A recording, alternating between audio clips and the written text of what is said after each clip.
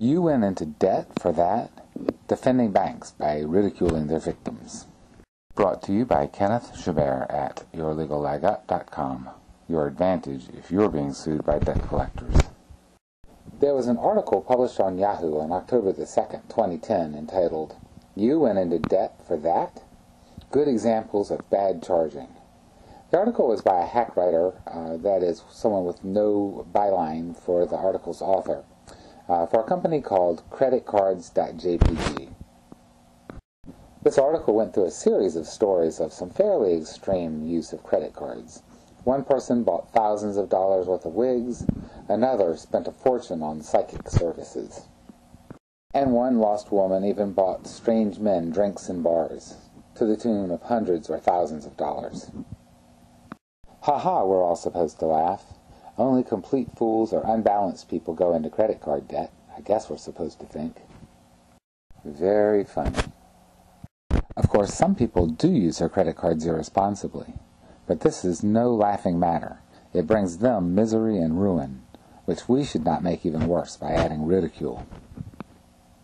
I believe that in a capitalist society, which we have except for when it comes to letting the banks lose money, people should be allowed to make mistakes and pay for them. But it is still noteworthy when a whole sector of business panders to people making mistakes and lures them into bigger mistakes, to their destruction. And that is the way the credit industry in the United States has worked for the past 20 years at least. Maybe we should take a closer look at that instead of ridiculing the bank's victims. We all know that beginning at least in the 1990s, anyone missing a credit card payment was immediately swamped with credit card offers. And why was that? Because the credit card company saw an opportunity to take advantage of the less savvy among us.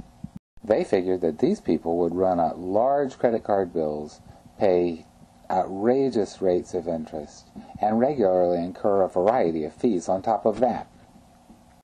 The missed payment was blood in the water, and the credit card companies very cynically adapted their business to this exploitative model. It worked for a time, but it was destined to failure because the credit card companies targeted the vulnerable and drove them to the brink of bankruptcy. Inevitably, these were the people hurt most by every economic slowdown, and when that began to happen in sufficient numbers, the credit card companies managed to lobby the politicians into changing the bankruptcy laws to protect their sorry skins.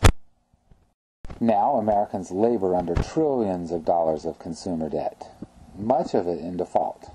Bankruptcy has been removed as a viable alternative for many. Fortunately, the very processes that created and fostered all this debt leave open a door of opportunity for people wanting to fight the debt collectors in collection actions. It is possible for people being sued by the debt collectors to fight and win. Heaping scorn on people in debt is merely an attempt to divert attention from the tools at the disposal of the debt-ridden victims of these companies, and to keep people enslaved to their debts a little longer. Don't let them fool you. Take the action you need to take.